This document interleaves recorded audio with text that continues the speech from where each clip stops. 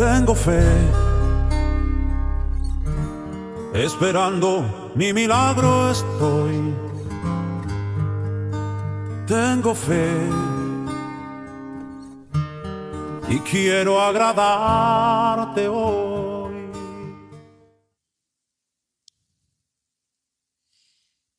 Uno siempre esperaría que al cristiano le vaya bien en todo. Sí, esperaría. Porque la Biblia dice, ¿verdad?, que a los hijos de Dios todas las cosas les ayudan a bien. Pero la verdad es que no a todos les va bien.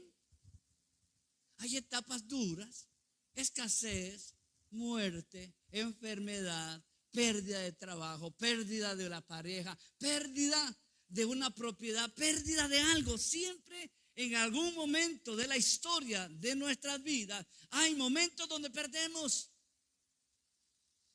Ejemplos hemos escuchado muchos.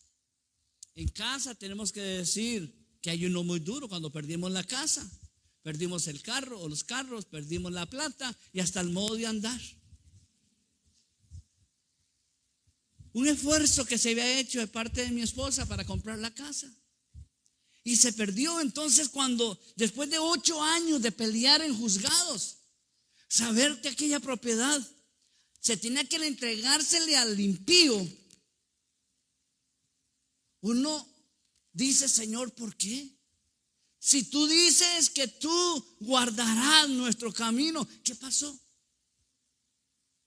La verdad es que eso sucede muy a menudo con nuestros amados, nuestros hijos, nuestras esposas, nuestras familias. Porque no garantiza la Biblia que no pasemos por el valle de sombra y de muerte. Lo que Él nos asegura es que nos va a acompañar en ese momento de dolor y de dificultad. Él no nos dice que no va a haber enfermedad, sino que Él dice: esa enfermedad es para glorificar el nombre del Señor, y por alguna razón Dios hace algo a través de ese momento difícil. Pero no dejamos de enfermarnos. Algunos aquí han estado bastante enfermitos, otras han estado bastante complicada su salud. Pero de ahí Dios ha levantado, de ahí Dios ha recogido, de ahí Dios ha protegido, de ahí Dios ha guardado. Pero nosotros no perdemos la esperanza de que Dios tiene algo mejor para nosotros hoy. Amén. Yo quiero compartir un tema que le he titulado: la obediencia trae bendición. Wow. La obediencia trae bendición. Yo pudiese enfocarlo tal vez desde la óptica de Jacob siendo un desobediente, o de Saúl siendo un desobediente, o de Jonás siendo un desobediente, o quién sabe cuántos personajes fueron desobedientes, y quién sabe cuántos más hemos sido desobedientes y cuántos más lo serán. Pero la verdad es que dije: no, quisiera enfocarlo a través de un hombre íntegro que no tenía que señalársele, un hombre al que no se le podía marcar nada que no fuera un hombre de Dios, y pasó unas y mil dificultades. Mateo capítulo 11, los versos 1 al 5 nos da un poco de introducción a lo que quiero compartir. Mateo 11:1 dice: cuando Jesús terminó de dar instrucciones, guárdeme esa palabra, cuando Jesús terminó de dar instrucciones. ¿Qué quiero decirle con eso? Jesús era alguien que invitaba, enseñaba, acompañaba y le mandaba a hacer las cosas, pero le decía cómo tenía que hacerlas. Cuando hemos tenido trabajos aquí en la iglesia y hemos tenido que enseñar a algunos a hacer algunas labores,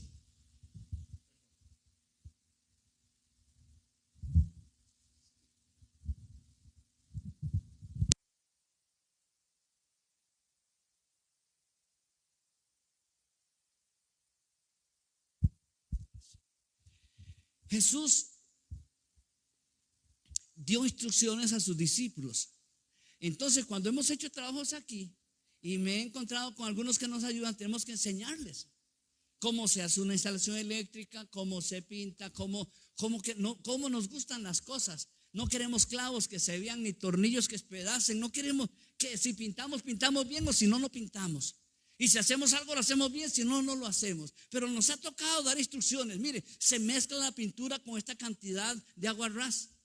Se mezcla la pintura de este tipo y este otro tipo. No se puede mezclar pinturas de otras calidades. En fin, eso es dar instrucciones. Y Jesús dio instrucciones interesantes. Dice que cuando Él terminó de dar las instrucciones a sus discípulos de cómo evangelizar, a dónde ir, qué hacer en esa ciudad, qué hacer con los que estaban en esa ciudad. Si le dicen bienvenidos, después de que ustedes dijeron paz, entren y la paz les va a acompañar. Pero si cuando ustedes dicen paz y más bien les molestan y reclaman algo, entonces salgan, váyanse y la paz irá con ustedes. Es decir, así es instrucciones que dio el maestro.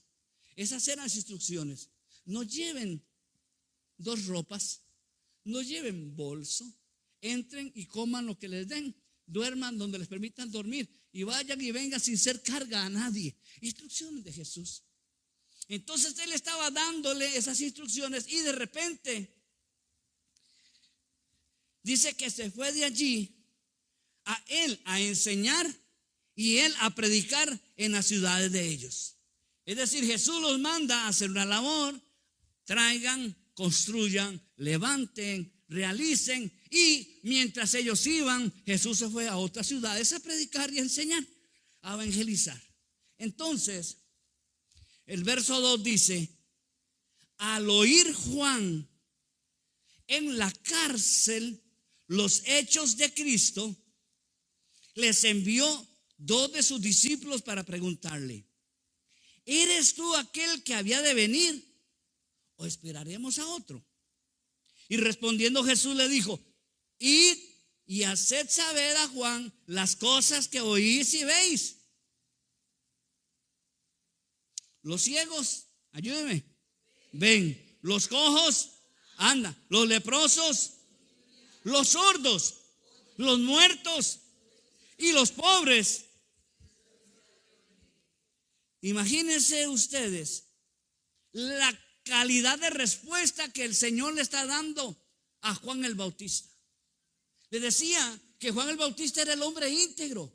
Nadie puede señalarle a Juan el Bautista un pecado.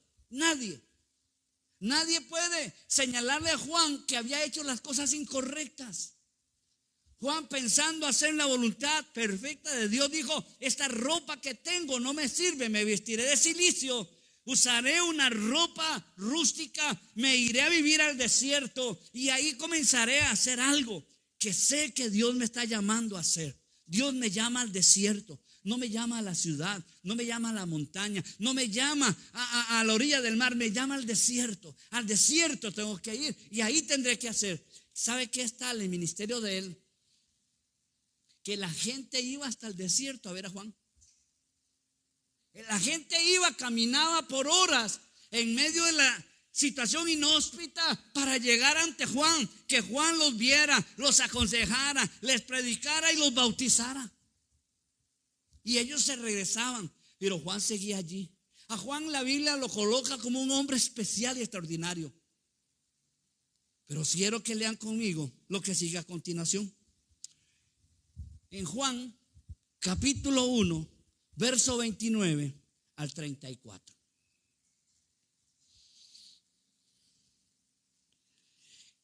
El día siguiente vio Juan a Jesús que venía a él y le dijo: he aquí el Cordero de Dios que quita el pecado del mundo. Este es aquel de quien yo dije: después de mí viene un varón, el cual es antes de mí, porque era primero que yo. Y yo no le conocía, mas para que fuese manifestado a Israel, por esto vine yo bautizando en agua. Y también dice, dio Juan testimonio diciendo, vea qué interesante, por favor: vi al Espíritu que descendía desde el cielo como paloma y permaneció en él. Y yo no le conocía, pero el que me envió, alguien lo comisionó a él. Alguien le visitó de noche, de mañana, tarde o noche. Alguien le habló a su corazón, alguien le habló a su oído, porque él no había visto a Jesús. El Espíritu Santo Dios Padre, o de alguna manera Dios le había hablado a Juan el Bautista, porque eso es lo que él dice. Verso 32, lo repito. También dio Juan testimonio diciendo: vi al Espíritu que descendía del cielo como paloma y permaneció en él. Verso 33, y yo no le conocía, pero el que me envió a bautizar con agua, aquel me dijo: sobre quien veas descender el Espíritu y que permanezca en él, ese es el que bautizará o que bautiza con el Espíritu Santo. Y yo le vi, dice Juan, y he dado testimonio de este, es el Hijo de Dios. Imagínense qué calidad de hombre era Juan el Bautista. Obediente para irse al desierto, obediente para vestir de ropas ásperas, obediente para comer langostas, y chapulines y esperanzas, comer miel o agua de algún lugar.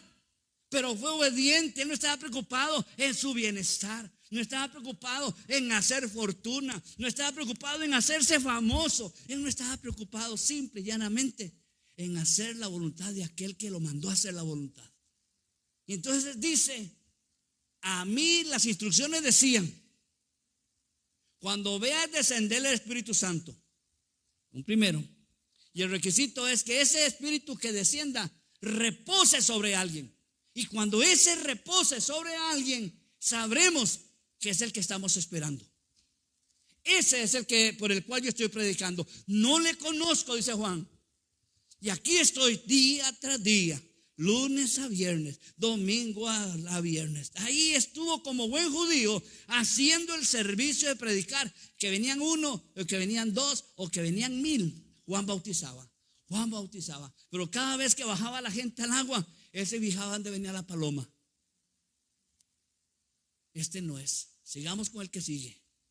Este tampoco. Hasta el día en que Jesús vino. Y cuando lo ve venir, dice Juan: ese es el Cordero de Dios que quita el pecado del mundo. Y Jesús bajó a las aguas para ser bautizado.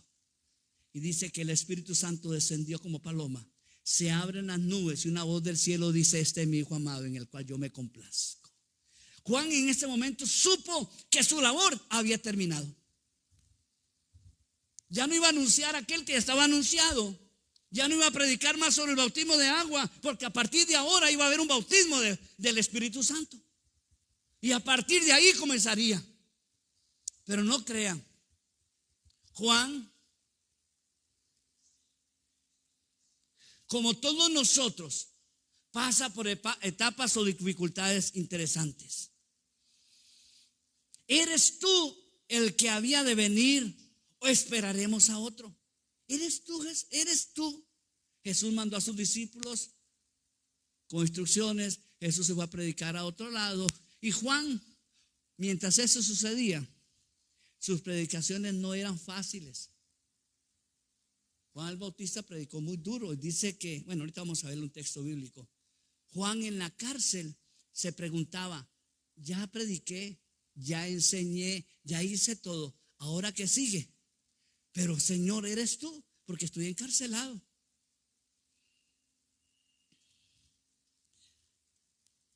Juan fue detenido en la cárcel casi por un año. Desde el día que lo metieron hasta el día que le cortaron la cabeza, pasó más o menos un año. ¿Quiere ir conmigo a Lucas 3? Le voy a dar tiempo que lo apunte. Lucas 3, 19 al 20. Espero que Dios nos hable esta noche. Lucas 3, 19 al 20, y dice, y aquí tengo que explicarles un poquito, permíteme hacerlo. Hubo un rey llamado Herodes, y se le llamaba Herodes el Grande o Herodes el Padre. Cuando él muere, él tenía toda Palestina. Entonces dividió en 4 secciones su reino, y a uno llamado Herodes Antipas le dio una zona. A otros, Herodes Agripa le dio otra zona. A otro que se llamaba Felipe le dio una tercera zona, pero también le dio a uno que se llamaba Arquelao. Entonces era Arquelao, era Antipas, era Felipe, era Agripa. Pero esos no eran los únicos hijos de Herodes. Herodes tuvo muchos hijos. Se dice que no tuvo menos de 8, pero que él mandó a matar 4. Sí, tan bárbaro. Ganas de tener un papá así, ¿verdad? Darme la vida, después darme la muerte. Al que ustedes y yo conocemos como Herodes el Grande es cuando Jesús nació, que mandó a matar a los niños menores de 2 años. Si manda a matar a los niños de 2 años, le fue fácil matar a sus hijos. Ese era el Herodes el Grande. José, María y el niño recién nacido viajan hasta Egipto. Allá en Egipto, durante varios años, estuvieron viviendo hasta que Dios se le revela a José y le dice: regrésate, porque el que quería matar a Jesús ya murió. Entonces Herodes Grande muere. Bueno, ese es el que nosotros conocemos como Herodes, el de Navidad. El que vamos a conocer ahora se llama Herodes Antipas. Era de su hermano Felipe, que estaba en Roma paseando, disfrutando, no sé qué, pero en Roma.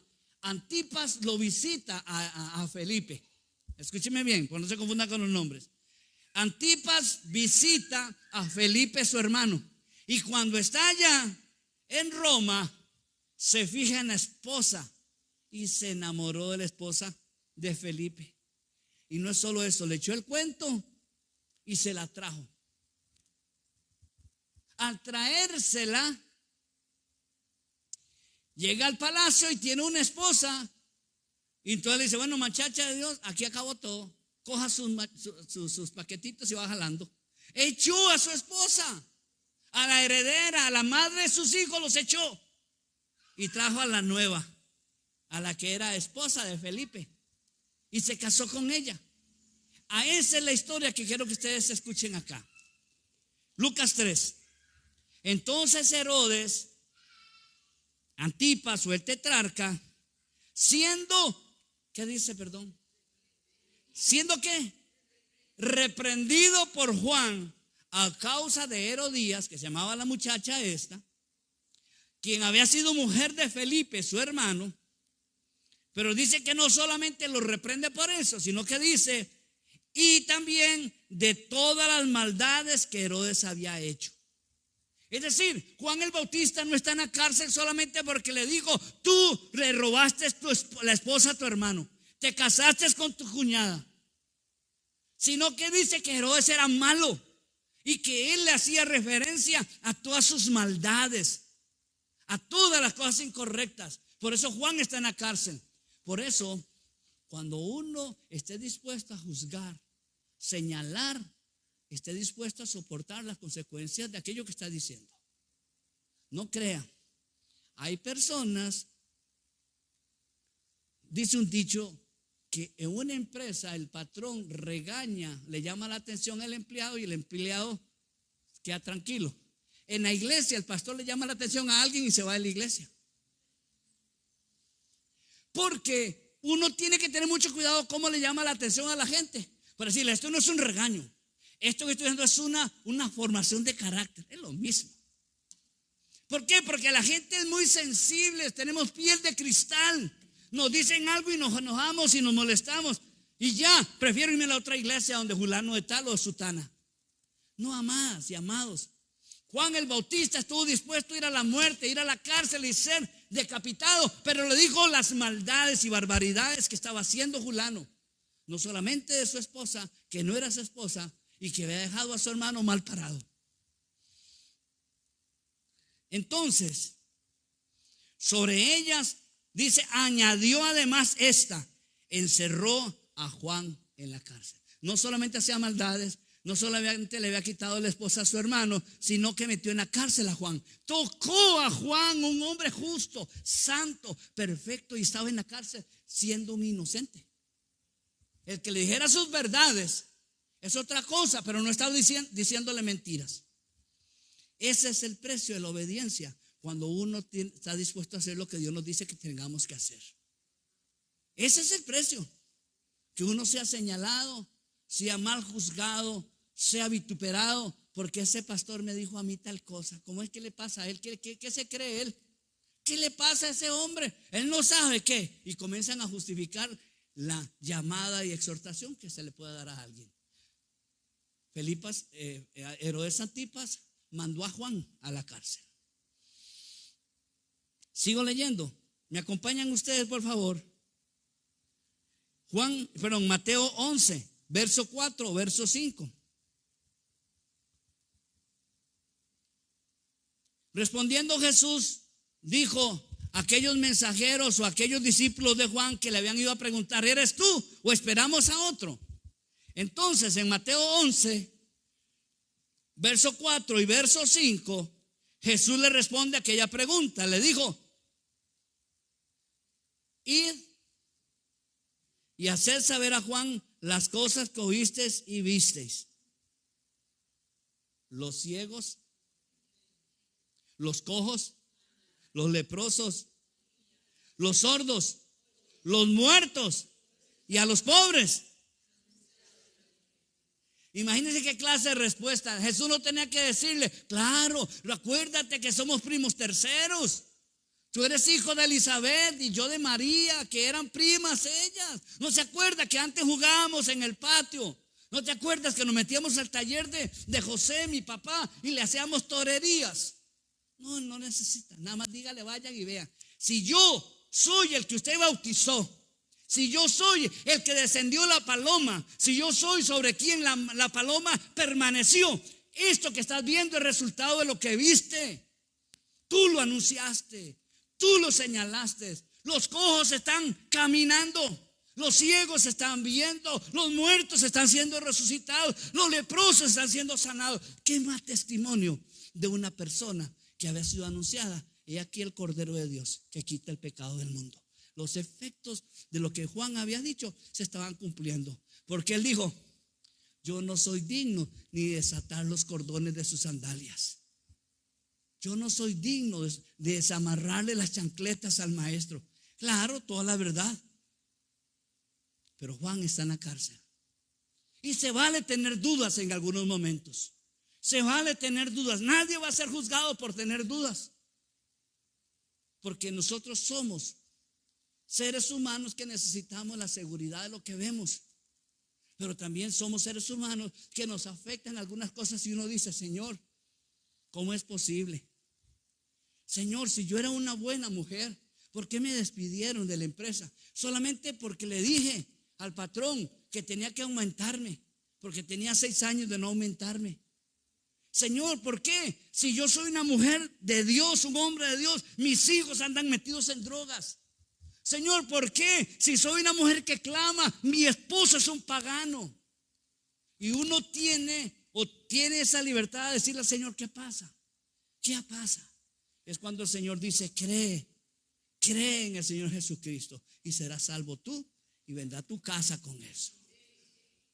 ¿Por qué? Porque sabe que nosotros necesitamos ese refuerzo. Señor, estudié para ese examen. Señor, tú sabes que me quemé las pestañas en el examen, pero me fue feo, Señor, me fue fatal. Me entré en nervios. Mire, comencé en una angustia que no podía respirar y todo lo que había estudiado se me olvidó. Señor, ¿por qué? Y uno hay derecho de preguntarles al Señor el por qué. Siempre dice la gente: no hay que preguntarle a Dios por qué, sino para qué. Pero Jesús dijo un día: ¿y qué opina la gente que es el Hijo del Hombre? ¿Para qué? Dios tiene la libertad de decirle a sus hijos: pregúntenme el por qué y les voy a decir: los cojos andan, los mudos hablan, los ciegos ven. Porque es el Señor el Todopoderoso el que quiere darle una respuesta a usted también esta noche. Su obediencia va a traer bendición. Su obediencia. No digo que no tenga problemas, le repito. No digo que no le van a dejar un trabajo mal pagado. No le digo que no lo van a estafar. No le digo que no se va a enfermar. Pero lo que sí le puedo decir es que si usted es obediente, Dios lo va a sacar adelante y lo va a bendecir. Porque la obediencia, Dios dice: mejor es la obediencia que el sacrificio de machos, de toros y de vacas. Prefiero Alguien que haga la voluntad y haga lo que yo le digo, y no que esté haciendo simplemente sacrificio, como elevando un humo al cielo donde me desagrade el olor. Pero ¿sabe una cosa? A mí me llama la atención que el Señor Jesús no le reclama a Juan. Señor no le dice: qué bárbaro, Juan. Juan, pellizcate, mujer, pellizcate, varón. ¿Cómo me vas a decir eso? Que si soy o no soy. ¿Estás dudando? Más bien el Señor lo exalta. ¿Quién me acompaña, por favor? Mateo 11. Perdón, Mateo 11, 13 y 14. Vean lo que él dice de Juan, porque el Señor lo elogia. Dice, porque, y es interesante ese texto, porque todos los profetas y la ley profetizaron hasta Juan. ¡Pop! Y se acabó. Todos los profetas y la ley se cumplen hasta que Juan predicó sobre el Hijo del Hombre que vendría. Ya no iba a haber necesidad de más sacrificios. Ya no iba a haber necesidad de machos y de vacas quemadas en incienso para perdón del sacerdote y del obrante. No, a partir de Juan para atrás existió la ley y los profetas. A partir de ahora es la gracia la que va a entrar. Y eso se lo dice Jesús a Juan, o de Juan. Lo repito, porque todos los profetas y la ley profetizaron hasta Juan. Y si lo queréis recibir, él, wow, es el Elías que había de venir. Es el Elías que se anunciaba. Es el Elías que no murió. Es el Elías que subió en un carro. Es el Elías que estuvo en la presencia de Dios sin haber muerto. Este no era Elías reencarnado, no. Este es un tipo de un Elías que se quería esperar. Uno que estuvo obediente a pelear como hizo Elías, a irse al desierto como hizo Elías, a perseguir y decir: el cielo se cierra porque se cierra y punto. Y dijo: las profecías y los profetas hasta aquí, no más. Y a partir de ahora será un periodo diferente con Jesús, porque Juan era el señalado para hacer eso. Pero vean lo que dice el verso 12 de Mateo 11. Desde los días de Juan el Bautista hasta ahora, escúchelo bien, se lo voy a repetir porque es importante. Desde los días de Juan el Bautista hasta ahora, el reino de los cielos sufre violencia y los violentos se apoderan de él. Es decir, y escúcheme bien lo que voy a decirle. Antes de que Juan el Bautista viniera a predicar en el desierto, el reino de los cielos no tenía ninguna dificultad, porque todavía no había venido el Mesías y todos estaban esperando un reino venidero de un rey en caballo que hiciera libertad o liberación del pueblo de Israel. Pero dice que hasta Juan, a partir de allí, el reino de los cielos tiene conflicto, tiene problemas, tiene confrontación, tiene dificultad, porque es una entrada a una etapa nueva, donde ya no será por lo que el animal aquel me produce perdón, sino por lo que Jesucristo dice: los que quieran entrar tienen que ser a través de mí, porque yo soy la puerta, yo soy el camino, yo soy la verdad y soy la vida. Nadie va a venir a este camino si no es por mí. Wow. Pero a partir de Juan, imagínense calidad de hombre. Qué calidad de hombre. No, mire, y Juan pasa desapercibido en la escritura. Lo mencionamos nada más en Mateo 4 y se acabó. Pero Juan el Bautista marca una historia entre antes y después de los profetas.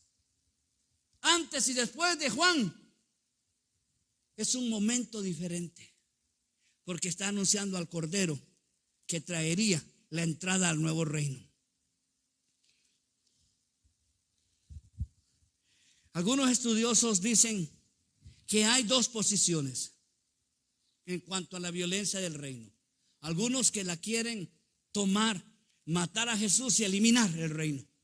Y otros que no importa lo que venga, van a entrar al reino, cueste lo que cueste. Si hay que dejar padre, madre, hijos, familia, por causa de mí, dijo Jesús, estos serán herederos del reino. Esa es la violencia que dice la Escritura. Cuando uno va a tener que ingresar al nuevo reino, abandonando el otro. Son las dos opciones. Usted y yo ingresando al reino de Dios a como dé lugar, aunque sea descalzos y quemándosenos los talones, pero entrar a su presencia. O de los que dicen no queremos nada con Jesús, váyanse con su paquete de evangelismo o de evangélico o de religión y no me vuelvan a hablar. Son los dos momentos, los que no quieren nada del reino y los que queremos entrar al reino, sea como sea. Así que aunque sea dejando los pelos en el alambre, tenemos que entrar. Aunque sea, mire, pellejeándola, tenemos que entrar. Uno no puede decir, ay Señor, no, Señor, es que yo soy muy pecador. Mire, señálame a alguien aquí o que levánteme la mano aquí que no ha pecado. Porque ahí tengo un carretillo con piedras, con ladrillos. La verdad, amado, es que todos hemos fallado, todos. Y necesitamos visitación del Señor, sí. Y Juan el Bautista es un excelente ejemplo de esa visitación. Lucas 16:16. Ese texto se lo voy a regalar, es una bomba. Guárdelo, márquelo en su Biblia. 16:16 de Lucas. Pero que nunca se les olvide. 16:16. La ley y los profetas fueron hasta Juan. A partir de entonces son anunciadas las buenas nuevas del reino de Dios y todos se esfuerzan por entrar en él. ¿Se da cuenta? Juan el Bautista ayer, el reino de los cielos hoy. Para que usted vea un poquito más esto que estoy tratando de explicarle, tratando de explicarle. Juan fue anunciado en el Antiguo Testamento. Fue anunciado su labor. Es decir, vendrá uno predicando en el desierto, vestido de cierto tipo de ropa, y comienzan a hablar de Juan el Bautista en el futuro.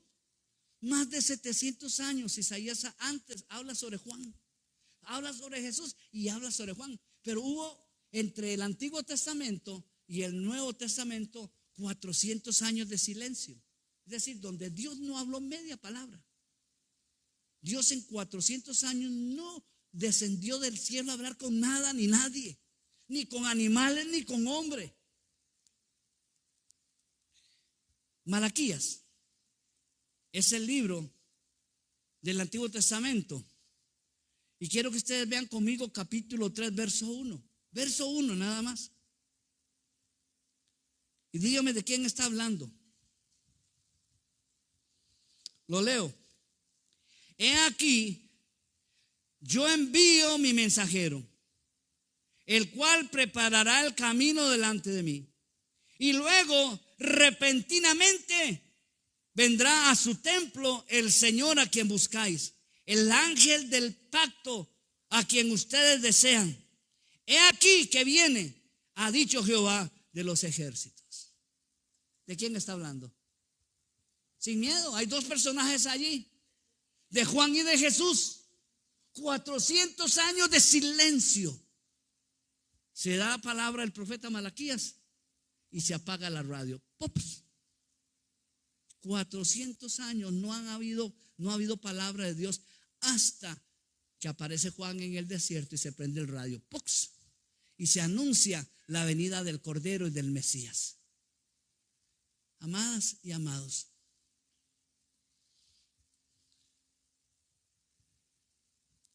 no permita que la duda llene su corazón. El Señor dice que el reino de los cielos hace fuerzas. Y hoy hay cantidad de pastores, cantidad de maestros en la radio, en la televisión, en el internet, que cuando uno los oye, uno tiende, ¿será o no será esto? Porque todos hablan de la verdadera Biblia, la verdadera interpretación, la verdadera denominación. Mire, y hay gente que aman a Dios, pero que cada uno está haciendo un partido tratando de que ellos sean los victoriosos para decir, yo soy el que tengo la verdad, los demás están equivocados. Y usted lo va a encontrar la verdadera interpretación del pasaje tal y cual. Esta es esta interpretación, porque en el hebreo, porque en el griego, mire, déjese de mates, dejémonos de mates. La interpretación privada a la escritura nos aclara que no es importante. Si lo que yo considero que es la más y mejor interpretación bíblica, si es mía, ahí murió la flor. Déjenme explicarles algo, aunque va a quedar grabado, no importa. Hace muchos años era yo el director ejecutivo de la Alianza Evangélica. Les he explicado que la Alianza Evangélica es la organización que aglutina a todas las iglesias evangélicas, el 80% de las iglesias evangélicas. A las únicas que no aglutina son a ciertos bautistas, pero algunos otros bautistas sí, son parte de la Alianza Evangélica. Y yo era el director ejecutivo y el presidente de la alianza, Reinaldo Salazar. Había una traducción que se llama la traducción literal. Había un hombre que había invertido toda su fortuna, llamado Carlos, un venezolano, tratando de hacer la interpretación correcta de la Biblia. Y contrató ese señor don Carlos a un costarricense especialista en lenguaje bíblico y en hebreo. Y lo contrató por años para hacer esa versión del Antiguo Testamento que se llama la Biblia textual. ¿Cuál era la razón de hacer la Biblia? La textual. Demostrarle a sociedades bíblicas que ellos podían hacer una Biblia mejor que aquellas. Hubo un pleito entre ellos porque don Carlos representaba a la Sociedad Bíblica Internacional en Venezuela, y en Costa Rica el ingeniero, se me olvida, el de la Sociedad Bíblica Costarricense. Bueno, para decir que la Biblia mía era la mejor. Uno novato en estas áreas de la teología, don Carlos vino al país y juntamente un amigo, Rigoberto y yo, nos entrevistamos con don Carlos. Lo llevamos a unas universidades para que dieran las conferencias, llevamos a Mario también para que dieran las conferencias, nosotros pensando que estábamos haciendo bien. Y Sociedad Bíblica nos llamó a una reunión y nos dijo: ¿ustedes conocen el trasfondo de A y de B? No, entonces cuidado con lo que están haciendo. Y entonces entendimos que siempre el ser humano va a buscar de decir: esta es la interpretación correcta, Dios me la reveló anoche y por lo tanto esta revelación correcta supera a las demás. Entonces había un texto bíblico que ellos usaban en la traducción esta literal o textual, que cuando el rey Saúl, persiguiendo a David, entra a una cueva y David le corta un pedazo de las ropas del rey, él no dice David, la Biblia dice el que orina la pared. Pero no dice orina, dice mea, el que mea la pared. Y entonces ese era un pleito, porque había que dejar esa palabra, porque esa era la correcta. Porque ese es el problema que tiene el ser humano. Es una arrogancia de querer decir: yo sé el que soy y soy el que conoce. No, amados, tengan cuidado cuando entren en internet, cuando escuchan predicaciones, cuando escuchan a hombres de teología. Mire, observe, escuche, edifique, coja lo bueno y bote lo malo. Pero no deje lo malo en su corazón, porque dice: esto será así. Eso no fue lo que dijo el pastor el sábado, ni el domingo, ni fue lo que dijo la pastora el lunes anterior. Y comienza a hacer la dificultad. Porque aquí sale en internet, es más inteligente y es más sabio que la pastora. No, amados, déjeme decirle que lo que está de por medio muchas veces es la arrogancia del hombre de quién es el mejor. Juan el Bautista por eso le dice a Jesús: eres tú. Eres tú. Y Jesús le dijo: vean mi testimonio, mi vida, mis milagros, lo que estoy haciendo. Tú decides si soy yo o no lo soy. Tú decides si soy yo o no lo sé. Hoy nosotros sabemos que la gente se afecta cuando sufre, se afecta cuando llora, llora cuando sufre y se afecta grandemente. No tengo mucho tiempo más. Hay dos pasajes más que quiero mencionarles que leamos. quisiera usar el final de Mateo 11, pero el verso 16 al 19. Hemos leído el 11 en varias partes, pero quiero que ustedes lean conmigo Mateo 11, 16. Mas, ¿a qué compararé esta generación? Decía Jesús. Es semejante a los muchachos que se sientan en las plazas y dan voces a sus compañeros. Y dicen, les tocamos flauta y no bailaron. Los endechamos y no se lamentaron. Porque vino Juan, que ni comía ni bebía, y le decían que él tenía un demonio. Pero cuando vino el Hijo del Hombre, que éste come y bebe, y dicen, es aquí un comilón, es aquí un bebedor de vino, que es amigo de publicanos, que es amigo de pecadores. Pero la sabiduría es justificada por sus hijos. ¿Qué quiero explicar con ese texto? Tratando de ir al final de mi enseñanza. A nadie se le va a quedar bien, nunca. Si usted no la friega a la entrada, la friega a la salida. Si usted dice A, se van a molestar porque dijo A. Y si usted dice B, se enoja porque no dijo A y dijo B. Cuando viene Juan, un demonio tenía. Y cuando viene Jesús, que es un comelón, que es un buchón. Entonces el ser humano es así. Siempre va a andar buscando el pelo en la sopa para decir, esto no es por tal cosa o esto sí es por tal otra. Yo le digo la respuesta que le dijo Jesús a Juan. Los ciegos ven, los cojos andan, los sordos oyen, los leprosos son limpiados, los muertos resucitados. El evangelio es anunciado. Si usted escucha una palabra y ve el testimonio de esto en la iglesia, Dios está con nosotros. Una iglesia que no se mueve en milagros, una iglesia que no se mueve en ministerio, no se mueve en la voluntad de Dios y camina, y usted siente que Dios le bendijo, que Dios le habló, que Dios le corrigió, que Dios le, mire, está en un buen lugar. Pero usted sale simplemente y dice, oh, qué buen chiste, qué buena broma, qué buen. No, déjeme. Yo soy muy, a mí me gusta el chiste, me gusta la pachanga y me gusta. Y lo que yo tengo con Carlitos es un vacilón entre él y yo. Aunque ya lo sabemos que es el más viejo que yo, pero no importa. Pero quiero decirle que la iglesia es el testimonio. Ustedes son el testimonio. Su vida es diferente hoy, hace años atrás. Ustedes no son las mismas mujeres ni los mismos hombres de antes. ¿Y por qué? Porque vienen a una iglesia donde Dios les cambia, Dios transforma, Dios hace milagros. Porque esa es la diferencia. Pero muchas veces, en medio de las pruebas, se nos nubla el entendimiento. Nos bloqueamos. No se nos hace fácil el pensar. Pero amados, les repito y concluyo.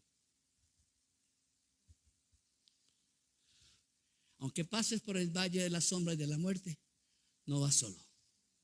Aunque tengas enfermedad, Dios sigue siendo el sanador. Aunque tengas la dificultad de que muere un familiar, Dios sigue siendo el que nos dice la esperanza de la vida es para aquel que está en Cristo. Y un día nos encontraremos con Él. Y vean lo que dice, y con ese el texto que le digo que concluyo, el de Apocalipsis. El capítulo 2, verso 10.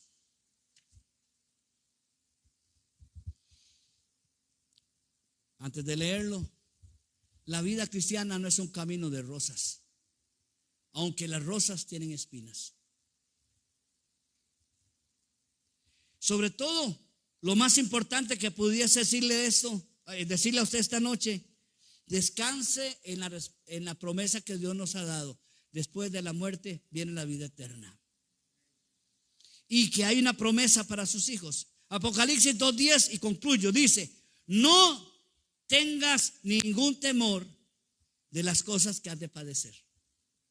He aquí, el diablo va a echar a algunos de ustedes en la cárcel para ser probados. Y van a tener tribulación. Y ahí dice, por 10 días, sé fiel hasta la muerte y te daré la corona de la vida. Póngase de pie. La obediencia trae bendición. Cuando usted sienta una dificultad, diga: Señor, estoy caminando buscando hacer tu voluntad. ¿Dónde está mi bendición? Y usted se dará cuenta que la bendición le anda persiguiendo hace rato. Dios quiere bendecirle siempre. Señor, esta noche quiero agradecerte por Juan. Señor, qué hombre tan extraordinario.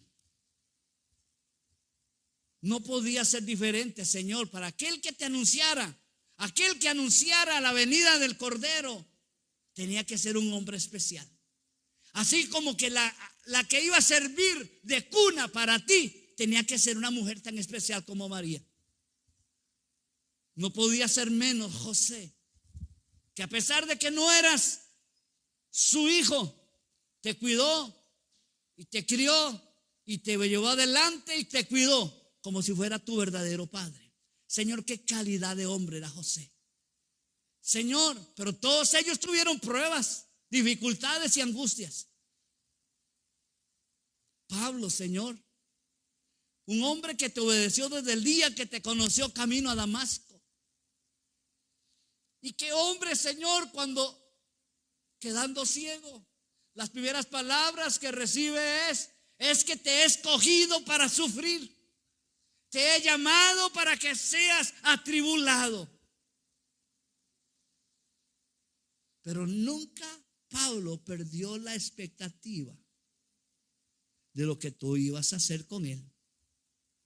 Señor, ¿podrías tú decir lo mismo de nosotros? ¿Podrías tú, Señor, usarnos?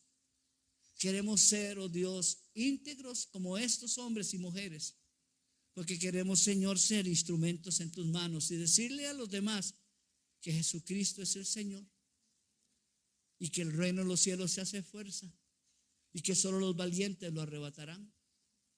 Tus discípulos murieron de forma grotesca, unos quemados en aceite, otros despellejados, vivos, otros crucificados, otros decapitados.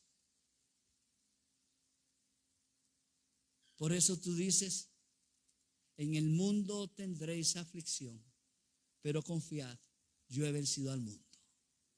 Gracias, Señor.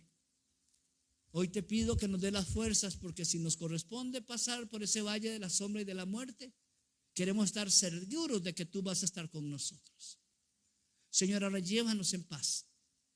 Y como decía Marta Pineda hace un rato, fortalece en este valle de sombra y de muerte en el que está Anabel, que está Carol, Señor, que está, Señor, la otra de las hijas, Padre, los nietos.